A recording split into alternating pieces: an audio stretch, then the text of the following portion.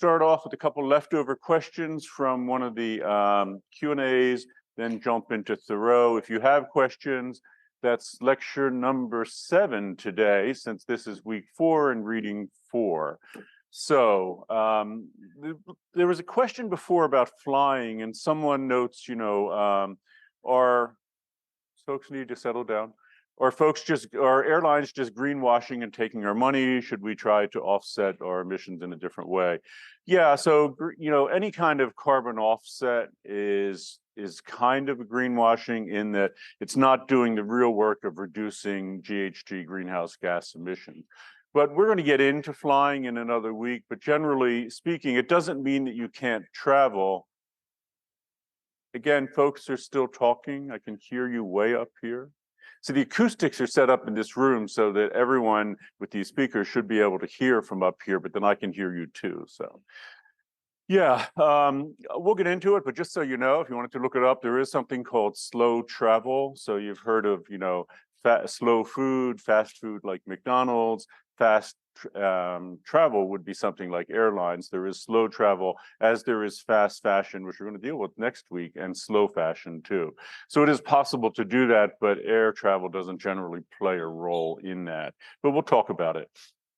One other question left over from before: how strongly does the perspective presented in Merchants of Doubt, and I would add also Climate of Doubt, that the environmental movement is a sort of rebirth of socialism in the US, continue to be held in the current political climate? So in other words, those documentaries are made a few years ago, like a decade ago, is that still a thing? And yes, absolutely, more than ever. If you go to any sort of right-leaning media outlet, Fox News will always be the example, since it's the largest cable channel in the country, bigger than CNN and all by a long shot. Yeah, that's notion still there that environmentalism is socialism, and even stronger, the claim is made that it's out and out communism, and communism is meant to evoke the same Red Scare that we had during the second half of the 20th century about the former Soviet Union and Mao's China and all. So yeah, unfortunately, that's still alive and well, but we'll talk more about that. But today we have Henry David Thoreau. You'll be reading Walden, and I want to talk about the problems with Walden in a moment, so don't worry about that. Just a quick overview: it presents in literary form Thoreau's experience living this rustic life on the shores of Walden Pond, near Concord, Massachusetts, which, by the way, is only like 20 some miles from Boston, Massachusetts. This wasn't a very popular book when it came out. Thoreau had 100 copies of it made. He couldn't sell or give them all away. But in the second half of the 20th century, there was this real interest in the Back to the Land movement. This is like the 60s generation, especially. This notion of leaving our overly mechanized lives behind in order to live simpler lives closer to nature fascinated the 60s generation, some of whom actually built wilderness cabins and communes in emulation of Thoreau. It also played a role in inspiring books like Into the Wild, which you may have read, sort of like Thoreau's experience, but with I won't be a spoiler, but with a less happy ending, I'll put it that way. So our next slide, is our iClicker poll, the first one for today. We'll take a poll. Yes. Select. We'll close this. So this is the question, and I think there are reasons why you may not have enjoyed it, but I'm curious. First, you may not have read Walden, that's fine, but hey, get on to catching up with the readings if you are behind before the midterm. So definitely, did you like it? Yeah, some interesting stuff there. So you kind of like it a little, or you found it boring / objectionable. And I'll talk about those objections directly, Roy, next. Curious what you thought. We have over 500 people responding.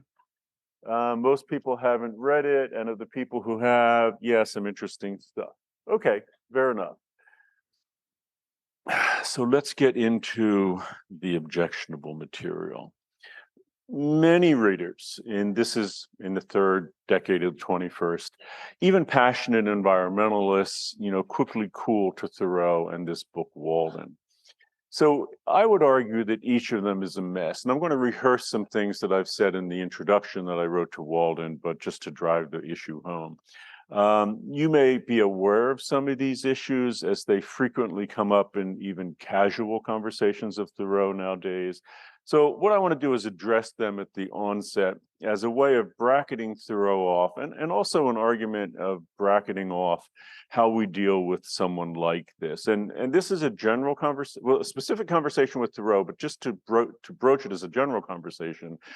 How do you deal with someone like Thoreau, who has an enormous amount of privilege?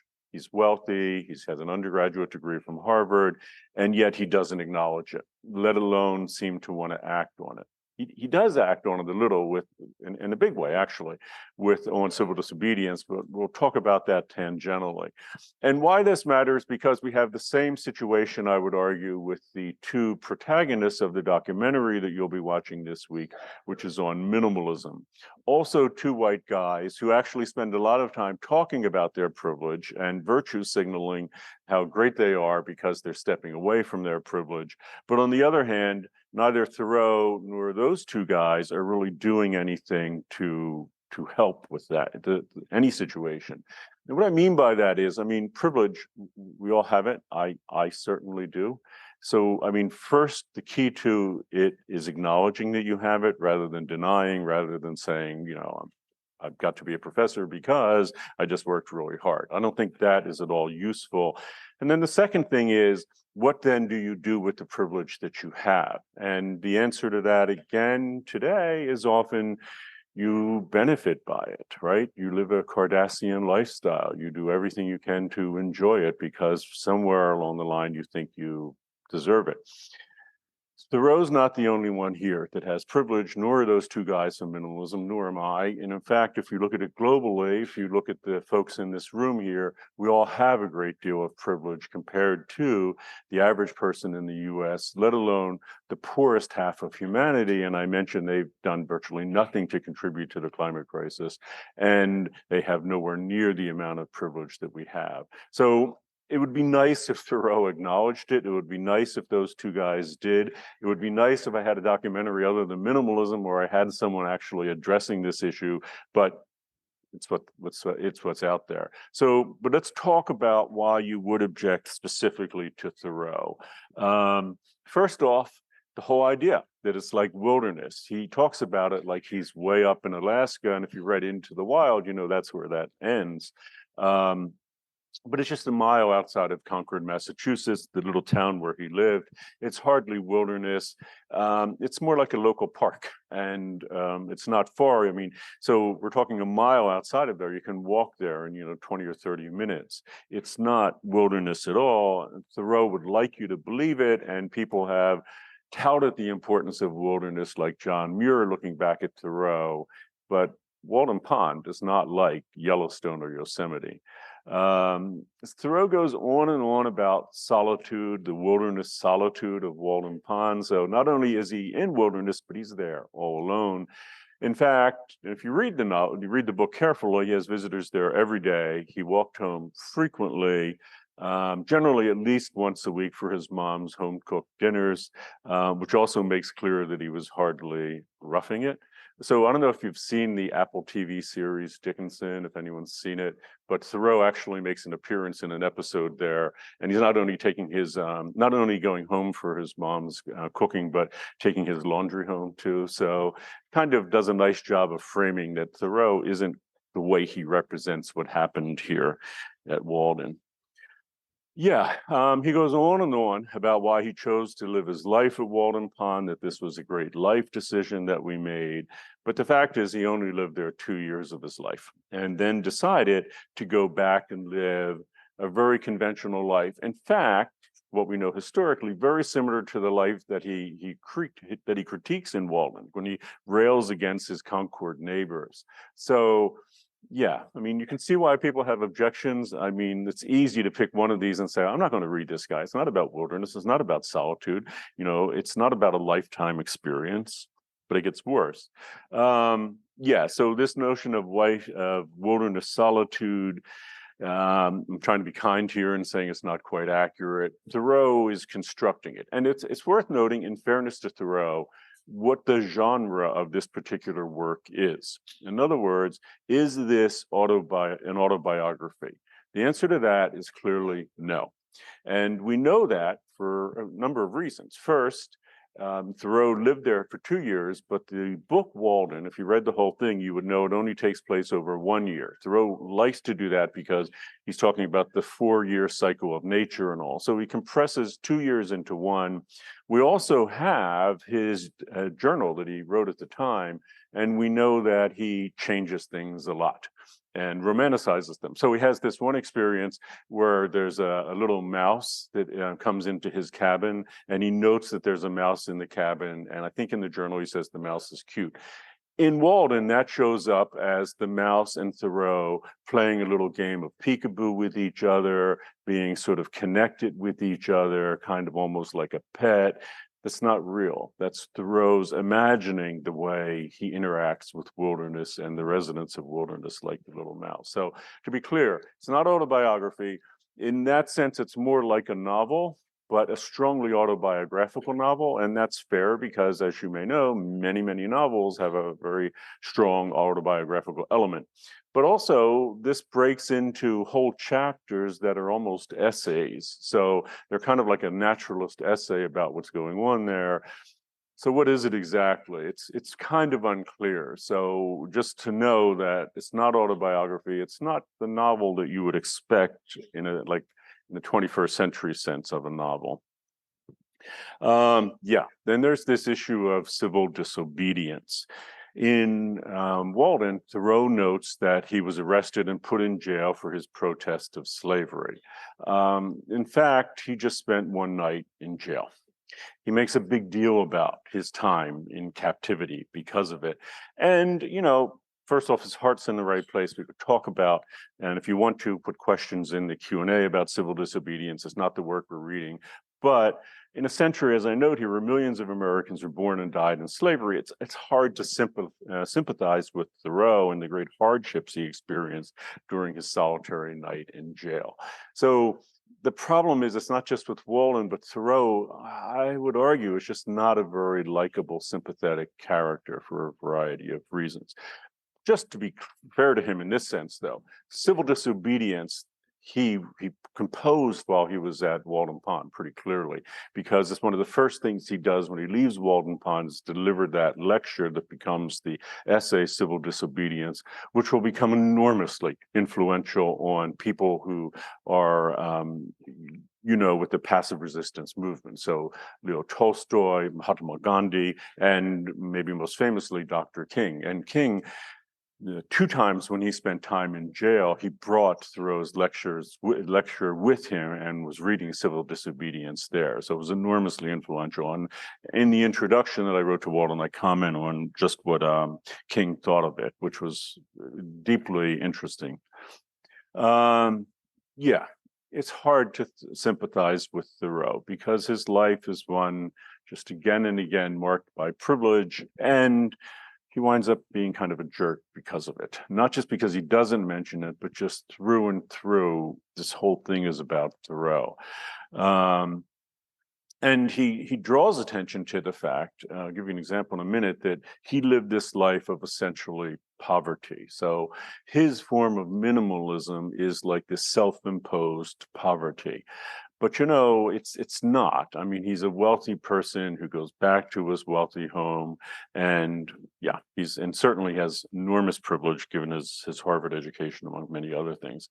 So I note here, a few years ago, a student in one of the classes noted that if you go to bookstores, you're going to find, and you go online to Amazon or whatever, all kind of get-rich manuals for people without money.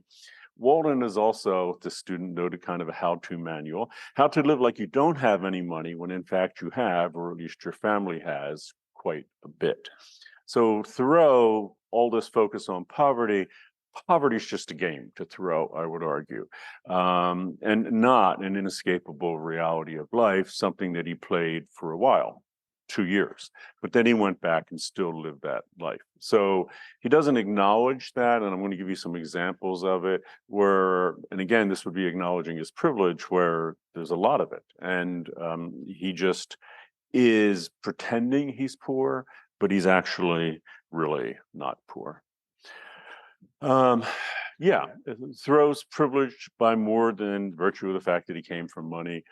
True, Walden was hardly wilderness, but it was secluded some distance from any neighbor. So you're talking 170 years ago, it would simply not have been safe. And many articles have been written on this for a woman, a person of color, a member of the LGBTQ plus community, or any other person to live alone in such an isolated place. And I'm not sure, unfortunately, that things have changed much in this regard in the intervening years. So yeah, Thoreau, as a young, white man, can do this. Other people, this would have been simply scary, ill-advised, and maybe just not possible, and with any degree of safety. Thoreau's Walden is also ableist, right? How do you live this lifestyle at Walden Pond if you're in a wheelchair, if you have certain medical conditions, if you're elderly? Again, it's very much a certain kind of person, very privileged person that can do this.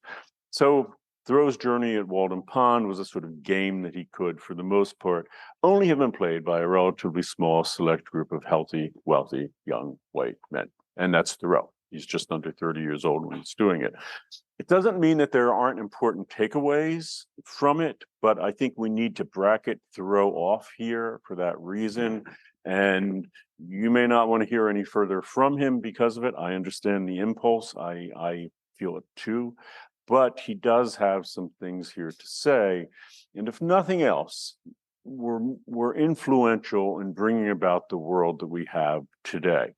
Yeah, for sure. So you may then wonder why I'm suggesting, I'm actually not suggesting requiring you to read Walden when I am unabashedly of the opinion that Thoreau and the text itself, Walden was a mess. The fact is, Walden is one of the most important books I think I've ever read. I first read it in my early teens. In some way, it's the most important. So that's why I keep reading it every year and keep assigning it every year. So I want to talk about what the big takeaway is here and what there is good here if we can kind of get Thoreau out of the way. And yeah, so that is, Thoreau can be seen as the great grandparent of the modern minimalist movement, as he famously reduced one of Walden's core messages into actually a one-word imperative, which is simplify, but for emphasis, he repeats it twice: simplify, simplify. This is arguably, my opinion, Thoreau's most useful message for the 21st century. It probably wasn't the most useful message for the 20th century. And why I say that is because that 60s generation that liked him so much, they're all about the back to the land thing, going to wilderness, being away from civilization. I would argue, however, that Thoreau appears at a time when the Industrial Revolution is beginning to take off in a big way. It had originated, as you may know, in England with working of textiles in the 18th century, first with like water power machinery, but then it quickly moved to steam powered, fossil fuel powered machinery powered by coal.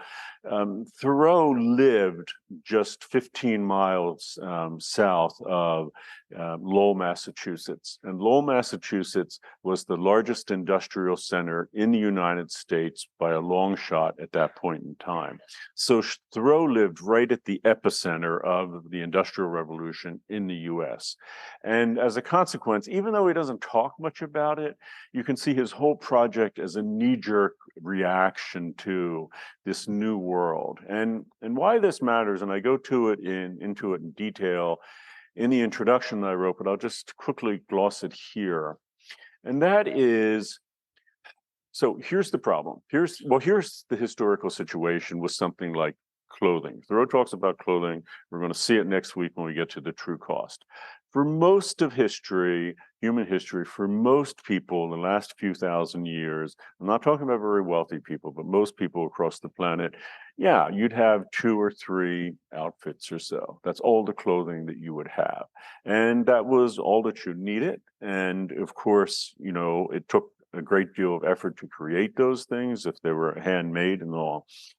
But what happens with the Industrial Revolution is that it begins in England with textile manufacture. It begins with power looms. These are looms that can create large bolts of fabric very, very quickly. You may have heard of the Luddite rebellions in the beginning of the 19th. That was a group of people who worked in these looms, who had been working looms by hand, who didn't want everything to be mechanized. And they were also known as machine breakers because they would break into the mills and they would destroy the machinery. But what happens is when you produce more textiles than ever before by many times over, the question is, if you're in the business of manufacturing it, how do you convince people to buy that, right? People have always just had, 1, 2, 3, 4 outfits or something. The project then becomes to sell to people who become thought of not as people but consumers more and more outfits. And you can do that because you can produce a huge amount of textiles and then you get people to sell them, and then you sell them on the idea of having many more than 2 or 3 outfits. I may have mentioned, I'm going to mention it again when I talk about true cost, the average person in the US buys 64 items of clothing a year. That's excluding socks and underwear. How did you convince them of that? And Thoreau is fascinated by this question because it is central to the Industrial Revolution, because now we can produce so much more, but we don't need more. I mean, we can produce it, but we don't need it in so many ways. And Thoreau wants to say, what do we actually need? We don't need this much. And I would note, by the way, and this is not inconsequential or just random happenstance, that Thoreau gets connected with this fight with slavery, because in England, when the Industrial Revolution formed, mainly they were making textiles out of wool, which they got from sheep in England, other parts of Europe. Also, it becomes an issue to use silk at the time. In the United States, at Lowell, Massachusetts, where they're basically making clothing, making textiles, they use cotton. Where does cotton come from in the United States? It comes from the South. So the Industrial Revolution in the United States was always linked inexorably with slavery. And Thoreau sees that as a problem because it's bad enough this industrialization is turning us not into people but consumers, and we're being taught to consume as much as we possibly can. There's this horrible aspect of it that slavery is what is required to do that in the United States. And as I note in the introduction, it's a simple little equation: no slavery, no Industrial Revolution in the United States. Full stop. And Thoreau, of course, finds this incredibly problematic because he believes that, it's just unnecessary. And Thoreau has, and we'll talk about it, it's a nascent idea on how to combat this. And you can see his whole project at Walden is doing it. And that is, how do you stop it? Well, with what he argues for in civil disobedience, he stopped paying his taxes. He said, I can't support any government that enslaves human beings, full stop. That's true. But on the other hand, what else could you do? You could stop consuming all this, right? You could stop consuming what we do now, 64 items of clothing. You could think, well, what's the absolute minimum that I need?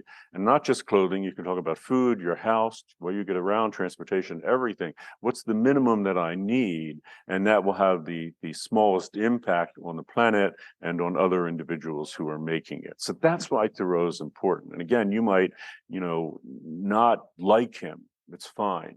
But what he's doing here is interesting, really interesting. Yeah.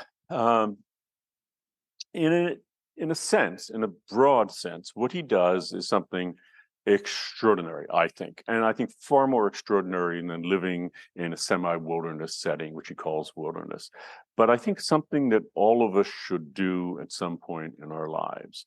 So he stepped out of his regular routine. He walked away from his life. He had a life. He was in his late 20s. He knew where he was going. He knew what he was going to do and be successful. He's been educated and all. But he says, I'm not going to go any further in life until I stop to think about it. And he wants to ponder, I note here, what sort of life is worth living. It took him 2 years to think about this. As he puts it in his quote here, he wants to front only the essential facts of life. He doesn't want to be in a big house. He doesn't want to have a lot of clothes. He doesn't want to be eating meat. He doesn't want to be doing any of that. He just wants to live as simple as life as possible. And it gives him time to think and also to experience that life. And that's important to him because by seeing the minimum of what is required for life, it pulls into focus everything that we're told as consumers, that we need to have a big house, that we need to be successful for in all these different ways. Thoreau said, I don't think any of that's really needed. Yeah, so he considers things like housing, clothing, food. So in that sense, he is the sort of grandparent of minimalists because he's saying, what if you just cut back on all this dramatically? So let's talk about that. He's distressed, and this is in the 1850s, 1840s, that people were building increasingly lavish houses. So if you think the phenomenon of a trophy house, or as we call them, McMansions, is new, yeah, in a way it is. I mean, it's stepped up in the 1980s, and the modern phenomenon of the McMansion comes in on the scene then. But for hundreds of years, people who have a lot of money showed it by way of having a big house, especially people who are sort of new to money, upwardly mobile. The way to prove that you had succeeded and arrived, one of the ways is you build a big house. So Thoreau, taking this minimalist tack, asked the question, okay, I need housing. I need to live somewhere. But what's the minimum that a person actually needs, a single person like himself? And his answer is about the size of a single person tent, which just enough room to lie down. He actually is inspired by people like Ben Jonson a couple centuries earlier, who argued, and Ben Jonson and then Andrew Marvell, who argued, well, that's all that animals ever do, right? You never see an animal build a nest 10 times bigger than they're in. They usually build just a small enough spot for them. He suggests using a railway storage box, and not even cutting down trees or anything. What could you recycle to be used for this? He could buy one of them for $1, which is not that, it's a lot more money then, but still not very much. Ultimately, he decides on a larger structure at 150 square feet. It's about the size of a modern garden shed. And if you've seen pictures of his cabin, which you can find online, it looks like a garden shed. But I would note that you may know the tiny homes boom, or micro apartments, which are a thing now. In New York City, they reduced the size of a minimum size for an apartment to, I think, 165 square feet. So this minimalist movement is actually still taking place. Yeah. So Thoreau's all about wilderness. I'm kind of curious what you think of this question. How much do you care about wilderness? Thoreau cared a great deal. You may not, and it's perfectly fine if you don't. You may not have even encountered much wilderness, depending on the life that you've lived. But I'm just curious. Thoreau seems to find it as a really important thing. Yeah, so as usual, the first two answers are overwhelmingly most people, and it's fine that some people do not care about it much at all. It's absolutely fine. Also, let me just, before I jump into the lecture again, let me see if people have any questions so far on this lecture with Thoreau. Yeah. So the questions are on the midterm. Is there a practice midterm? No. Do I have a recommended study plan for the midterm? Yeah, I'll talk about that, but I'll give you some questions next time. So for the rest of the questions, I won't answer if you put them in about the midterm. But I'll stop here for a moment and say, with the midterm, the thing you want to do right now, let's start with the documentaries. Well, the first thing is make sure you've done the readings and watched all the documentaries. I think I've told you in the past, I think during the first class I mentioned, that I've actually looked with respect to the documentaries, say, at people who did very poorly in the class and people who did very well in the class. And with GauchoCast, there are analytics available to me. I don't use them in grading or anything, don't worry, but I can see how much of the films people are watching. And it is absolutely the case that people who receive A pluses on the midterm, people will, they all have not only watched the documentary, but watched more minutes of it. So if it's like 100-minute long, these people watch like 120, 130 minutes. So what's that about? They probably watched it and then they're going back, scrubbing through and preparing for the midterm. It is universally the case, too, that everyone who failed the midterm when I checked this last time and even got below like a C did not watch all the documentaries by a long shot. So 100-minute long, I saw people were just literally spending like 18 minutes stopping and never getting back to it. That's not good. So do watch it all, but you don't have to rewatch it and add those extra minutes. If you know GauchoCast, you know there's a thing with captioning on the side, which is what the closed caption file is derived from, but you can scroll through that very quickly. So you can look through and just get the highlights by reading the whole thing very quickly. I would still watch it, but you can do that. Same with the readings. You want to do all the readings in their entirety, obviously, but presumably you may have notes along the way. You might want to look back at those. I'll tell you my own strategy for this. You probably don't use it, but whatever it's worth. I read everything in an ebook version, like a Kindle version. And whenever I find interesting things that are important, I just highlight them. So you may have done that before with like a highlighter on a paper book, and that's absolutely fine. But the advantage of doing it with an ebook is you can ask it to open the notebook and you can scroll through just what you thought were the important passages, and you can do it very quickly that way. So yeah, you want to do that. You also want to review the lecture material. That's easy to do because it's all online. So if you miss a lecture, make sure you watch that lecture, but you can also go into GauchoCast where the lectures live also and go through everything that I'm talking about, the transcript. But you can also download the PDF, which is on the course website, which has a lot of that in great detail. So I'll talk more about it Thursday, but I say this now just so you kind of think about doing these things and get caught up now. Okay, so we just talked about what Thoreau thought of regarding housing. So he turned his attention to clothing. He rails against the fashion industry, which even then is centered in Paris. So one of the interesting things about Thoreau, it's 170 years before us, but his world is not so different. So like the fashion industry now, we'd say it's like, I don't know what, Paris, Milan or something. Same thing, Paris in his day. And he says, the head monkey at Paris puts on a traveler's cap and all the monkeys in America do the same. I wouldn't have phrased it that way, but what he means is, we are all encouraged to mimic the styles that originate from Paris. And that's the project, right? Again, we don't need all these clothes, but we look to Paris, and he goes on, because every generation laughs at old fashioned but follows religiously the new one. Clothing was, and it's even more today, being discarded as unfashionable, and it was still quite usable. So in other words, Thoreau is drawing attention to this very notion of fashion, of why things have become fashionable. Here's how they become fashionable, according to him. It's constructed in a place like Paris. Everyone wants what's fashionable. No one wants what's not fashionable. So you can see from the point of view of people who are intent on manufacturing as many textiles as possible, this is great, because normally people would wear clothes until they got worn out, and then they would, patch them and all and continue wearing them. And Thoreau says this works perfectly for them because now people are throwing out perfectly good clothes all the time. You may throw out perfectly good clothes all the time. We may hope that they get recycled. We say give them to Goodwill or something. But as we'll see when we'll get to the true costs, they don't. Most of them don't. Most of them are not actually purchased there. Most of them go to recyclers, and a lot of them go to landfills.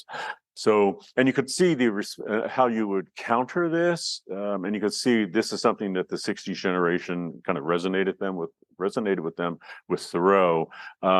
Look at what happened with jeans in the 1960s, right? 1950s, if you look back and you watch like James Dean movies, everyone had these crisp, blue jeans and they were perfect. But then that 60s generation, the hippies generation, suddenly thought, well, why don't we just keep wearing them until they're in horrible shape? They will get all bleached out. We will put patches on them. If they get rips, we'll like the rips. And that way, you will not buy into this consumerist trap. But the insidiousness of the consumerist project is that very quickly got picked up on. So you now may go and buy jeans that are already ripped, that are already, stonewashed and all, to try to emulate that, because having new jeans isn't good.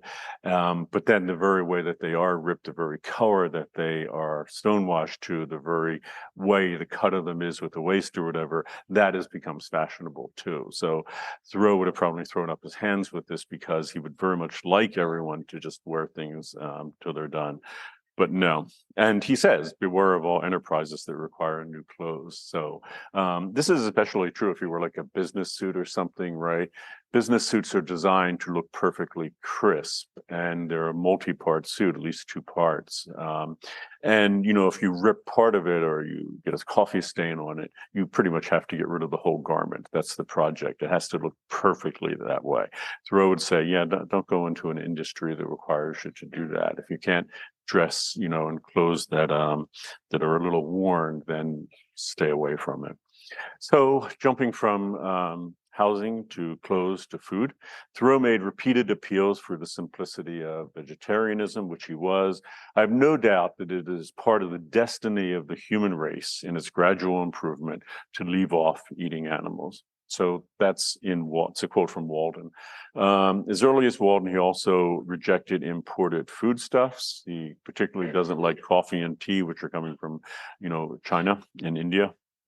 And his last work was unpublished in his lifetime, was all about the wonderfulness of wild fruit and vegetables, and why you'd want to get them locally and not import things.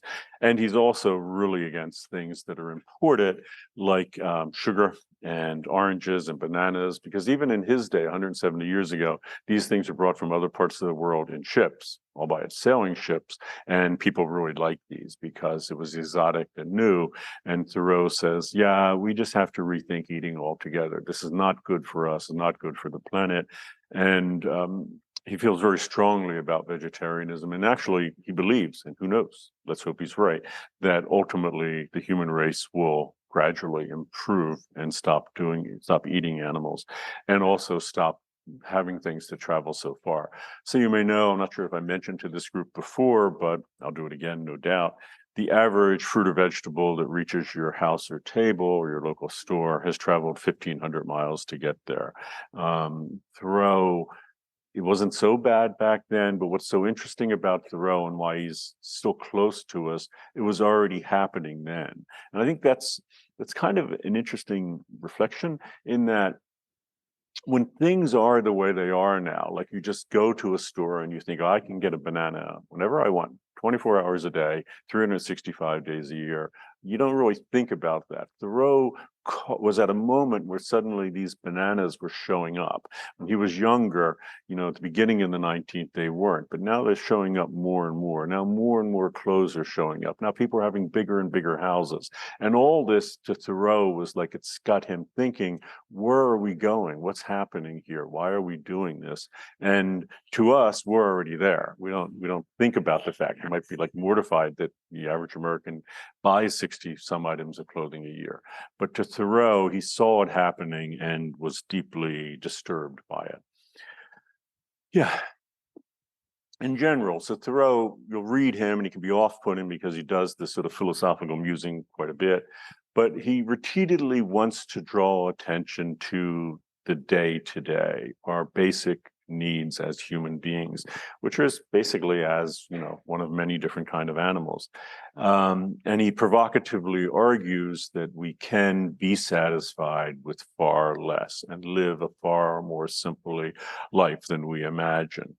And I argue here, he does something more than just do it. I mean, he actually lives it for a while. He does something bigger, and I would say even more extraordinary than that. He challenges us to ponder the role that we were given at birth. And this has profound environmental implications. So let me lay out his challenge for you here. So think of life like a play, like a theatrical performance, might be performed on a stage like this, that has been scripted for you. So when you were born, when I was born, when Thoreau was born, we all stepped into a particular role, an exceptionally intricate role that was written before you were ever conceived. For example, where you would live, how you'd get around, what you would eat, all this was spelled out in detail for you. If it's not that you weren't given some latitude in playing the role. For example, I would argue today, everyone here is encouraged to have a car. That's part of the role. You can pick the car that you can have. You can work long hours to get a nicer car. You can be super successful and have garages filled with cars, but cars are integral to that role. And you can't just easily forgo having a car if you want to play the role successfully. What I mean by that, be seen as a success. There are all sorts of these trappings in consumer society that are essential if you want to play this successful role. Thoreau, because of all his privilege and all, was perfectly poised to do it. Thoreau could have succeeded more than anyone else, really, as much as anyone, really. But he wants to stop and say, I don't want to do that. Something about this sounds wrong to me. I want to become the person I want to be without living all these expectations that have been given to me, because I don't think they're going to make me happy. And I do think that they're harmful. It's harmful to wear clothes made of cotton, given what was happening with slavery at this time. It's harmful to the planet to have all these massive amounts of things. And Thoreau wants us all to do it. You don't have to do it the way he does it, but you still should do it according to him. Stop and think about your life and think about, is this the life that you really want?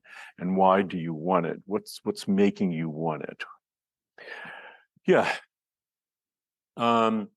So my generation lived this same exact things.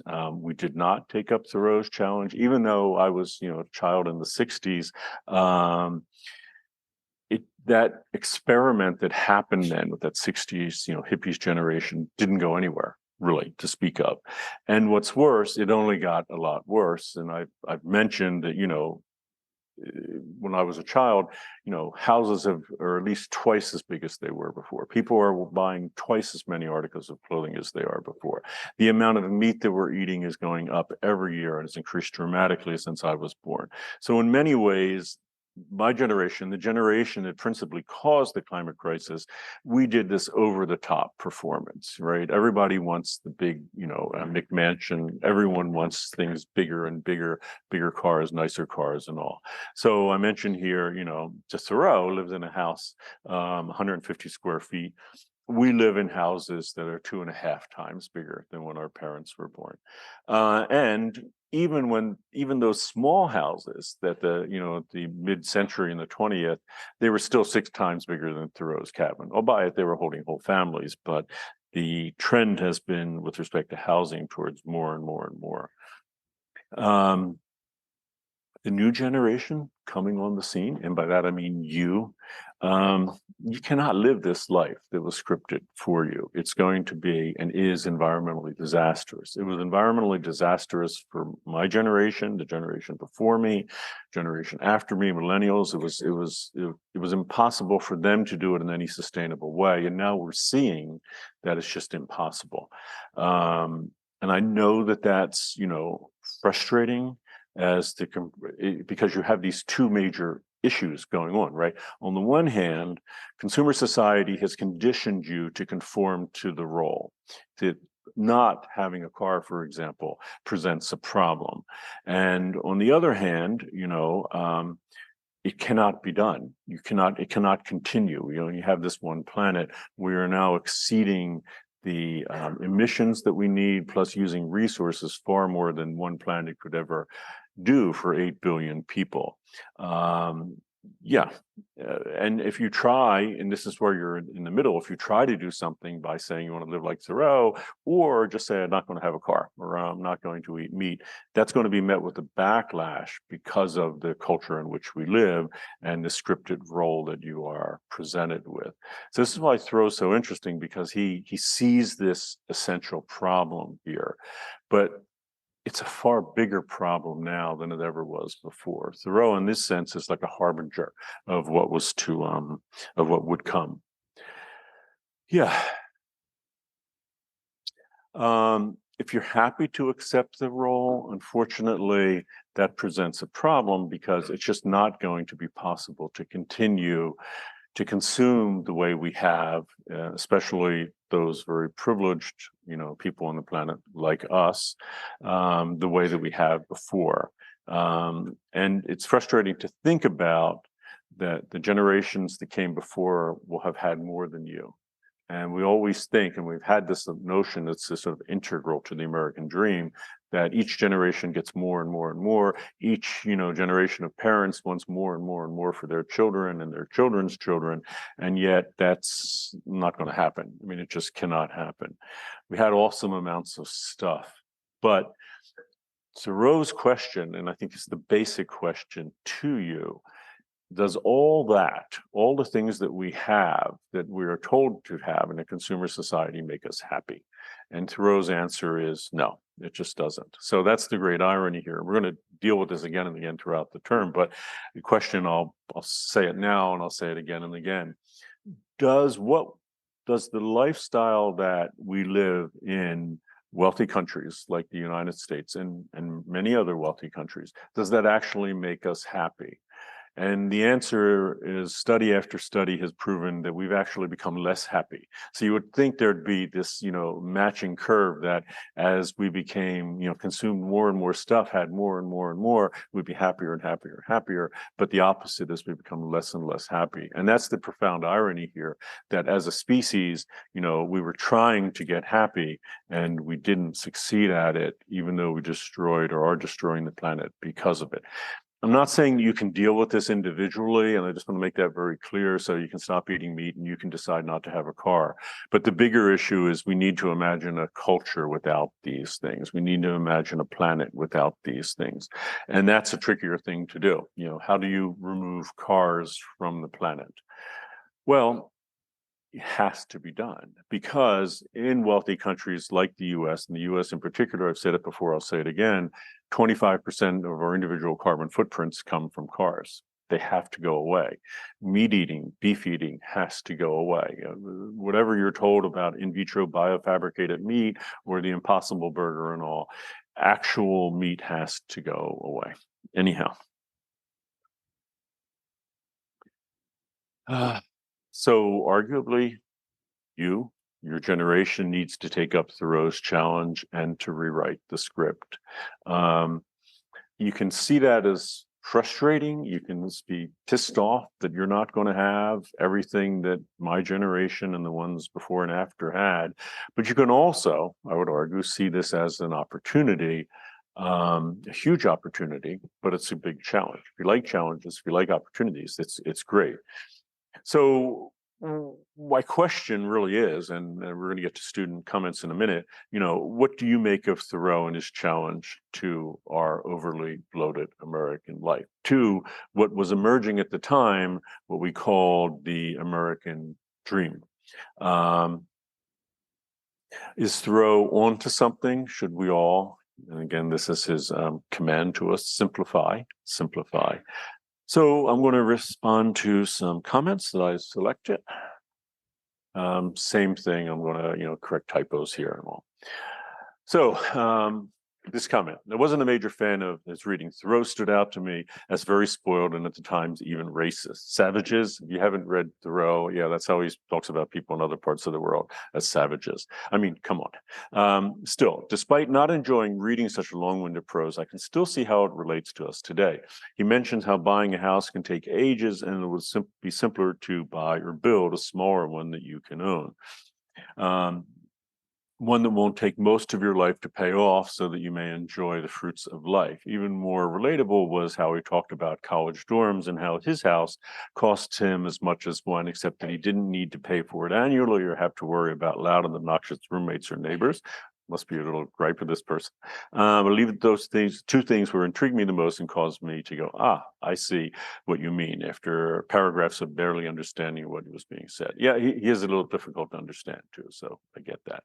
Um, yeah, so as you may know, buying a house in California, increasingly expensive, maybe beyond your reach. And then what Thoreau is noting here, even the cost, even if you had the $1 million to buy it, if you're buying it with the mortgage, it's going to cost you maybe $2 or $3 million as you amortize that, with a mortgage over literally decades, 2, 3, 4 decades. And Thoreau is saying, why would you ever do that? Why not just build something far simpler? And he relates it to his college dorm because, granted, a year at the Harvard dorm is probably pretty expensive.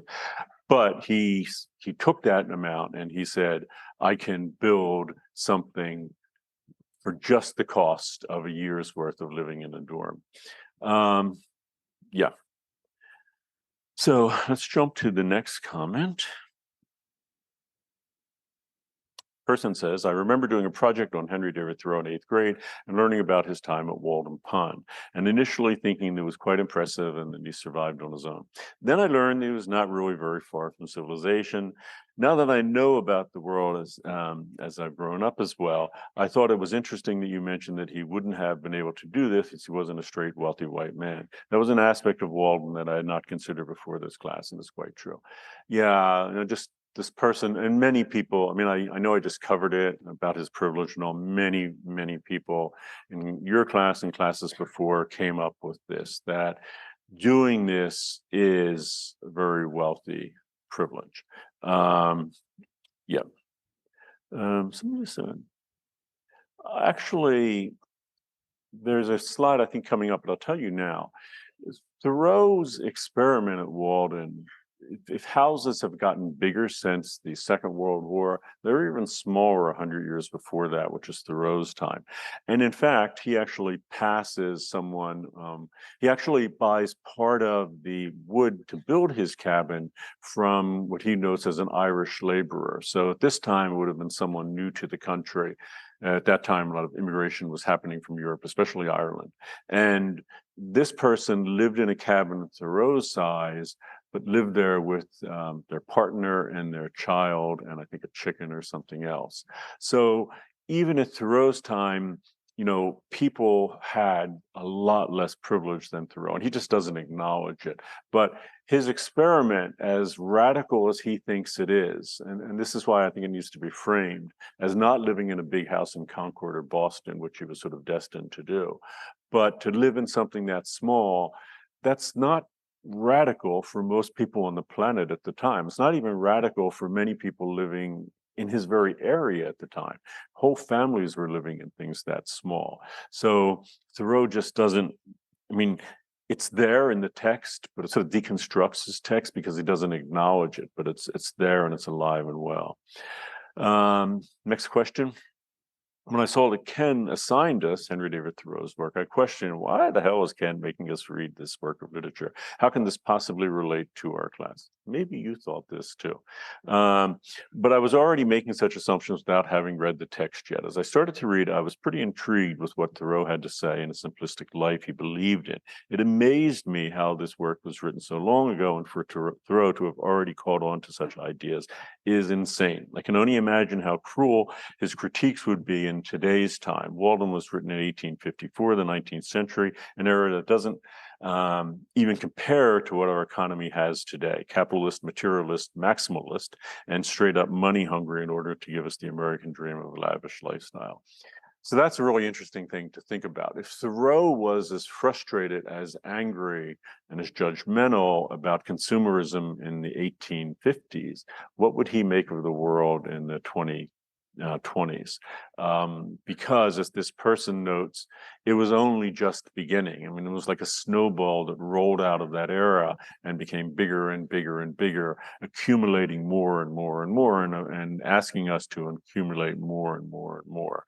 Um, but again, Thoreau is asking us to reevaluate our lives. Yeah. Um, One of the things I think is interesting to note about this, and this is why Thoreau, in a way, is better positioned than we are today to see to see what is going on with consumer culture. And that may sound kind of counterintuitive, right? Because consumerism is so much bigger now, so supersized compared to what it was 170 years ago. You think it's this much, much, much bigger problem that impacts us much, much more. Why would Thoreau be able to see it more clearly? And that is, cultural norms are interesting in that when we're born into a culture, we often just believe what that culture gives us, what we're inculcated to believe. So if you're born in a culture that doesn't have, a lot of things in it, a lot of consumer things, you think that's pretty normal. And that's what Thoreau thought. And then he saw this big change happening. He was well positioned to see the change.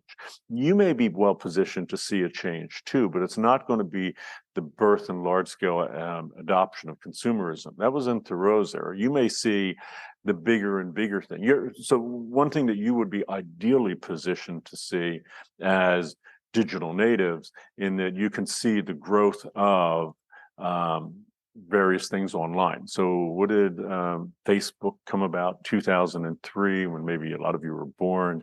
You could see how this has changed. Maybe the generation of a few people a few years before you would see it, who didn't even have phones until their teens.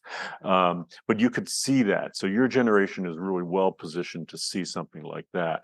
Because when you're just born into it, my daughter is now 8, she's going to be born into it. Her friends have phones already. So it's going to seem like the most natural thing in the world. But it's not natural. There's nothing natural about it. It's a cultural norm. It's a thing that we've adopted. Thoreau is well positioned to see something like that.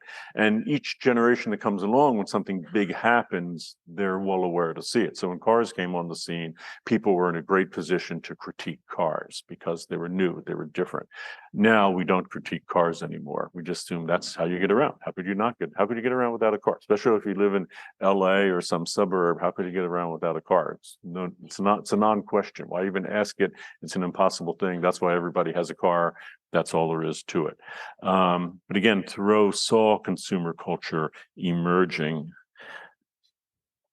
When I began reading, I wondered why Canada assigned such a seemingly trivial piece of literature.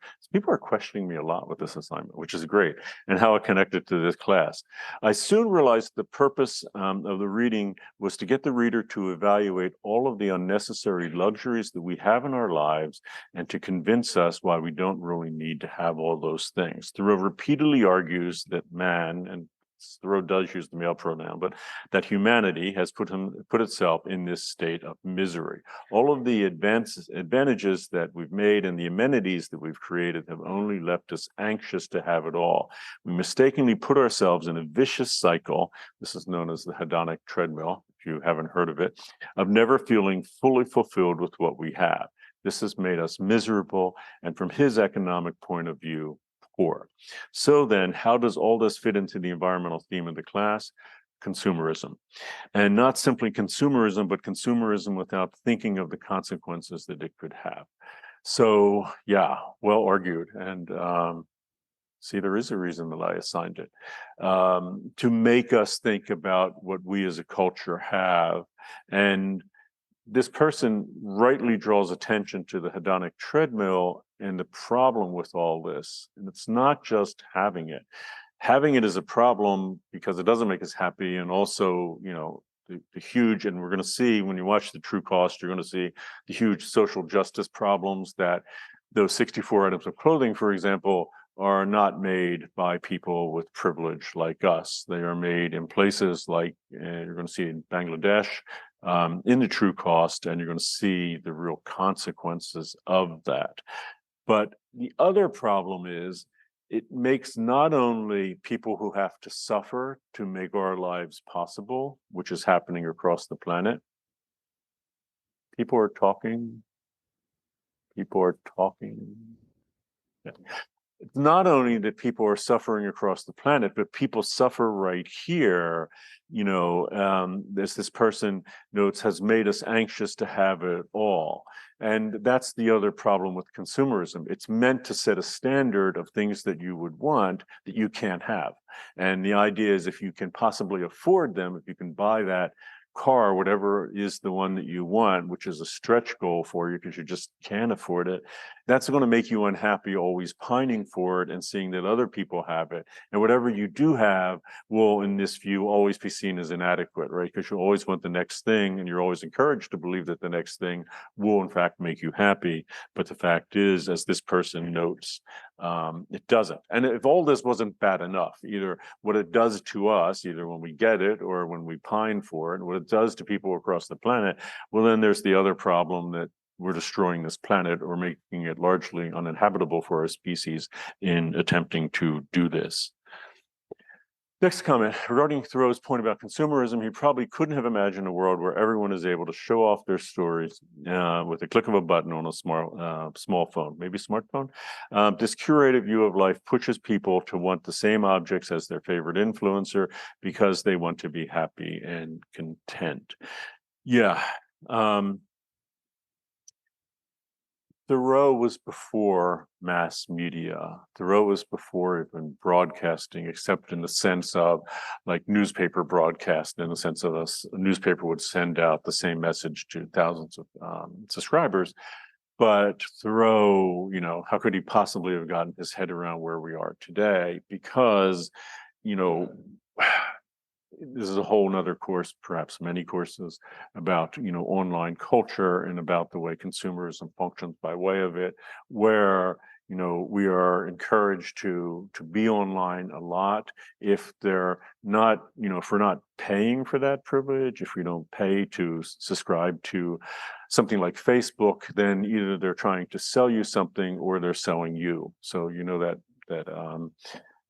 Silicon Valley thing. If you are not paying for the product, then you are the product. So by tracking you, by seeing what you're doing, your information is being sold to other people who have an interest in you as someone who can consume. So they find out what you're interested in, they get data points, thousands of data points in cases, maybe 3,000 data points on each of us, and then they can use that to sell us more in a very pointed way. And this, you look at something and suddenly you're reading something new and it's in the sidebar, they're trying to sell you that or something similar, or you can tell they're pinpointing you. So I'm always fascinated how they pinpoint me, whether it's by age or whether they think it's political leaning or whatever, but they do that. And this is, massive ramping up of this consumer culture to the point where, influencers and all, it's not even like it's corporations anymore. So Thoreau actually calls out corporations and he says, corporations are the one that are doing it. Yeah, and they are. And it used to be corporations would buy TV time in the era of broadcasting, like in the 20th, second half of the 20th, and that's what they would do. But the fascinating thing is and we'll get to this, but I'll give it a first pass here. Advertisers or media outlets are not in the business of selling you stuff. You might think they are. You might think that, if you go online and you go to a website, they're trying to sell you something, but they're not. So advertisement, like TV networks, they were in the business of selling you as consumers to advertisers. So how does that work? If they have an event, they have something on TV that gets a lot of viewers, say the Super Bowl, then they can sell millions of those viewers to an advertiser that wants them, an advertiser that wants that particular demographic. And then the advertiser tries to sell you something. That calculus has entirely changed with online influencers and all, because now everyone is encouraged to be in that business. What do I mean? Everyone, as you may know, is encouraged, whether you buy into this or not, and I suspect many of you may, are encouraged to try to get an online following, to go to YouTube, to get TikTok, to try to get an online following. Why do you want to do that? Because if you get enough of them, you can sell them. You can sell your subscribers to corporations who want to sell them stuff. You can either do it, through selling ads on the channel, on your channel, or you can do it by embedding the ads into the channel. And that means actually selling the product, whatever it is, you sell on the channel to people who admire you, see you as an influencer, and want to emulate you. And even people who are going to get virtually nothing are conscripted into this business because maybe you're an influencer and you don't have millions of subscribers. Maybe you just have 1,000 or two. Well, hey, it's still possible because people will, corporations will send you stuff like clothing, so you can then do a clothing haul. You don't get any money, but by doing that haul, again, people are going to buy what you sell, what's on offer. So in that sense, you're selling your subscribers, even a few of them, just for a very small amount of money. But I don't think Thoreau could have even imagined anything like this. Hard for me to imagine it, really. The script of life, as the students comment, is basically written for them every time you crave to be another human on your favorite social media. I don't think there is going to be a time in which consumerism is not rampant. We are programmed to keep desiring, and the rise of technology has amplified this. Yeah. Again, Thoreau couldn't have imagined, because he was just seeing consumerism taking off, where, that not only are things modeled for us, like you should have this car or these outfits and all, but the kind of human being you are. And, something to think about, just a little commentary here. Very few of the people that you crave to be, to use the language of this comment, are people that are actually doing something, anything, to help the planet, to help disenfranchise people across the planet. Some are, it depends on what, side of TikTok you're on or whatever, but so often it is not. It's about, what that person can do. Yeah. So let me jump to the next one. Oops. In the first chapter, this first chapter of Walden, Thoreau discussed the absurdity he found in spending the best part of one's life earning money in order to enjoy a questionable liberty during the least valuable part of it. This part stuck out at me because while it may not have been related to climate change, this way of life, so many of us are used to and plan ahead for, may turn from a questionable liberty to virtually no liberty at all if the Earth continues to warm in the way that it has been. Liberty will feel quite meaningless if we can no longer reasonably live on the planet that we were born into. Yeah, so Thoreau's point here is, and he phrases it a couple ways throughout Walden, but the simplest is, most people at his time, and again, this is Industrial Revolution is kicking off, we're a heavy dose of Protestant work ethic. Most people in his time were working 6 days a week, 12 hours a day. And he says, this is ridiculous. You're spending like half of your life, far more than half of your waking life doing it. And you're doing it for what? All these things that we get from consumerist society. Thoreau said, what if you simplified? What would that mean in terms of how much you had to work in your life? And he says, well, according to him, he can just work 1 day a week. So everyone in his time took off that 1 day, Sunday, the Sabbath, is largely Christian country. Well, he says, no, I'm just going to work 1 day a week, and I'm going to spend the rest of the time just having my life and living my life. And, I mentioned today that, average American spends 20% of their income to own and maintain and keep a car or a succession of cars in their lifetime. What if you just said that? I'm not going to have a car. And instead, I won't work that extra day every week. I'll work, 3 days, have 3-day weekends for the rest of my life and not have a car. Thoreau says, well, if you keep doing it and you reduce the size of your house, and if you, do all the things he suggests, you could get away to maybe working 1 day a week or something like it. And of course, there are other countries in the planet that work far less than we do, that have under 30-hour work weeks. But if that is a liberty, have these things, this person argues from an environmental point of view, a climate point of view, how's that going to work? Yeah, you can have all these things, but the earth will be far less habitable, right? So you can have the biggest house and the biggest garage with all the cars you had, and if you're at a place like Paradise, California, when the fire hit, it all went away. And in general, how is all this going to work? How are these liberties going to work for us? Next comment, when considering Walden through the lens of living in an urban area instead of the wilderness, as I suggest in the introduction, it is exciting to see how Thoreau's ideas can be updated in supplies. Tiny homes like the one introduced in the documentary Minimalism come to mind as an improvement to urban life.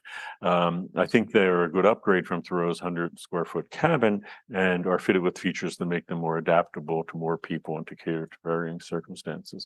Yeah, no, I think this is absolutely right. If you stop thinking about Thoreau's little living space out in a semi-wilderness area and start thinking about having a much smaller space, then you could do that anywhere, right? And also, you have to kind of stop thinking about Thoreau's rugged individualism, which we're encouraged to do because that's the way the United States imagines the American dream.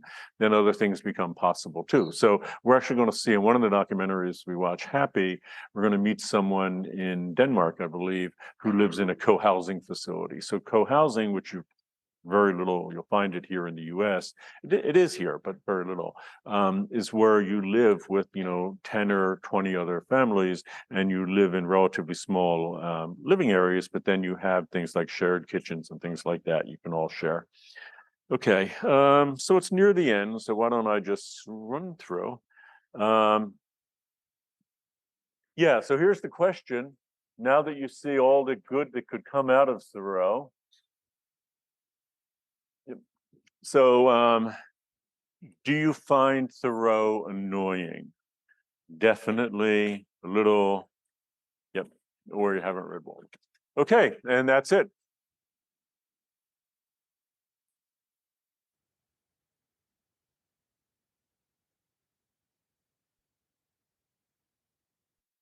I think you'd like Thoreau more than I thought.